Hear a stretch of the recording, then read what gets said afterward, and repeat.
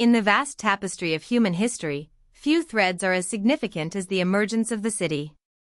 For millennia, humanity lived in scattered encampments, small villages tethered to the rhythm of the hunt or the modest harvest. Then, a profound transformation began, a shift that would redefine civilization itself.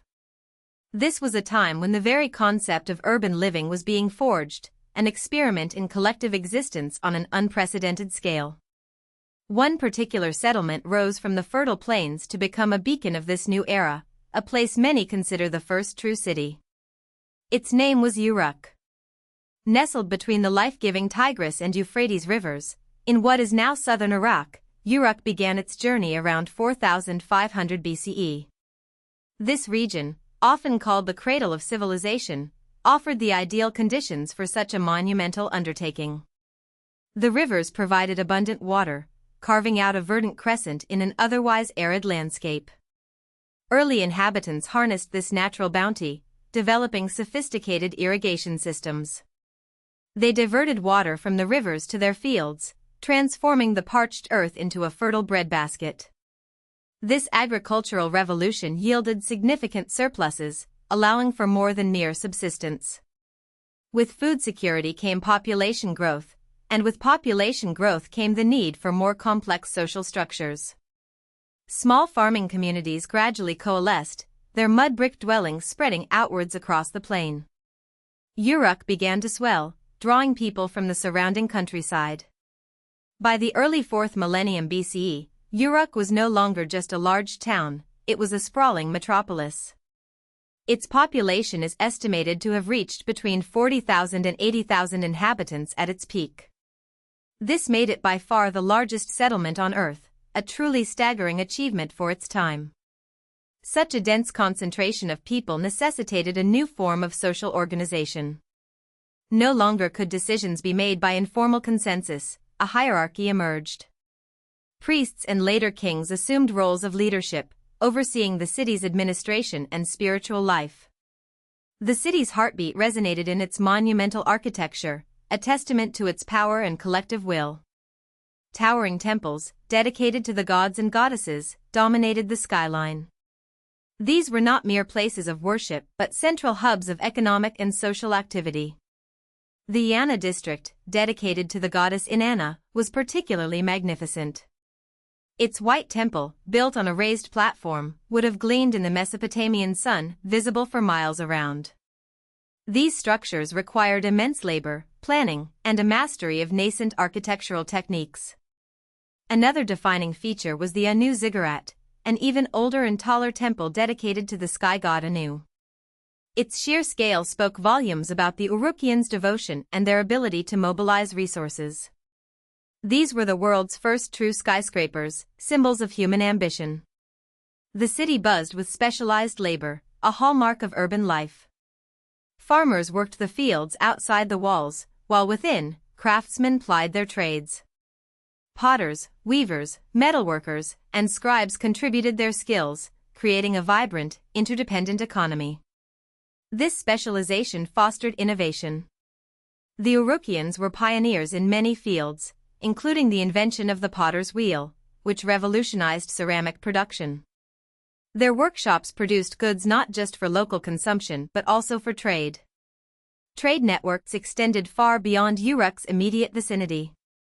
Evidence suggests connections with regions as distant as modern-day Turkey, Iran, and even the Indus Valley.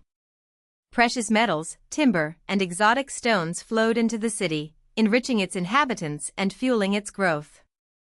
Perhaps Uruk's most enduring legacy, however, was the invention of writing. The complex administrative needs of such a large city demanded a system for record-keeping. Around 3200 BCE, the first cuneiform tablets emerged, initially as pictograms used to track goods and labor. This revolutionary invention allowed for the precise management of resources, the codification of laws, and the transmission of knowledge. It transformed the capacity for human organization and communication, laying the groundwork for all subsequent written cultures. Uruk was a city of unparalleled influence, its cultural and technological innovations radiating across the ancient Near East. It served as a model for future urban centers, demonstrating the potential for human ingenuity and cooperation. Its golden age lasted for centuries. Yet, even the most magnificent civilizations are not immune to the relentless pressures of time and environment. The very factors that enabled Uruk's rise would, ironically, also contribute to its eventual decline. The seeds of its collapse were sown in its success. The intensive irrigation practices, essential for feeding such a large population, gradually began to poison the land. In the arid Mesopotamian climate, water used for irrigation evaporates quickly, leaving behind mineral salts in the soil. Over centuries, this process, known as salinization, accumulated to toxic levels. Crop yields, particularly of sensitive wheat, began to diminish. Farmers were forced to switch to more salt-tolerant barley, but even these harvests eventually declined. The Fertile Crescent, once a giver of life, was slowly being rendered barren by human intervention. Deforestation was another significant environmental strain. The construction of massive temples and dwellings required vast quantities of timber. Fuel for kilns, essential for pottery and metallurgy, also consumed forests at an unsustainable rate. The surrounding landscape was stripped bare. This loss of tree cover exacerbated soil erosion and altered local microclimates, further stressing agricultural systems. The delicate ecological balance that had supported Uruk's growth was being irrevocably disrupted by the demands of its burgeoning population. Beyond environmental factors, internal pressures mounted. Maintaining a city of tens of thousands required immense administrative effort and social cohesion. As resources dwindled, the potential for unrest and internal strife would have increased. The vast population also placed enormous demands on sanitation and public health infrastructure. While Uruk was remarkably advanced, the sheer density of people in close quarters would have made it vulnerable to disease, especially as living conditions deteriorated. External threats also played a role. As Uruk's power waned, neighboring city-states and nomadic groups saw opportunities. The impressive walls of Uruk, built during its prime, attest to the constant need for defense against rivals seeking land, resources, or dominance. The precise chronology of Uruk's decline is not a sudden, dramatic event, but rather a gradual process stretching over centuries. Its influence diminished, its population shrank, and its grand temples fell into disrepair, slowly reclaimed by the desert sands. By the early 2nd millennium BCE, Uruk was a shadow of its former self, eventually becoming a minor regional center. Its once bustling streets grew quiet, its monumental structures crumbling monuments to a bygone era. The first great city had lost its preeminence. However, the legacy of Uruk did not vanish with its physical decline. Its innovations in writing, urban planning, monumental architecture, and social organization profoundly shaped subsequent civilizations in Mesopotamia and beyond. The blueprint for urban living had been drawn.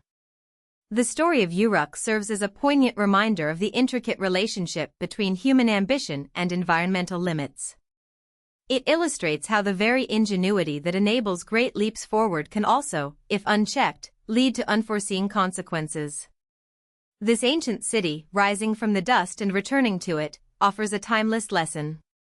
It speaks to the impermanence of even the grandest human achievements and the enduring importance of stewardship over the natural world.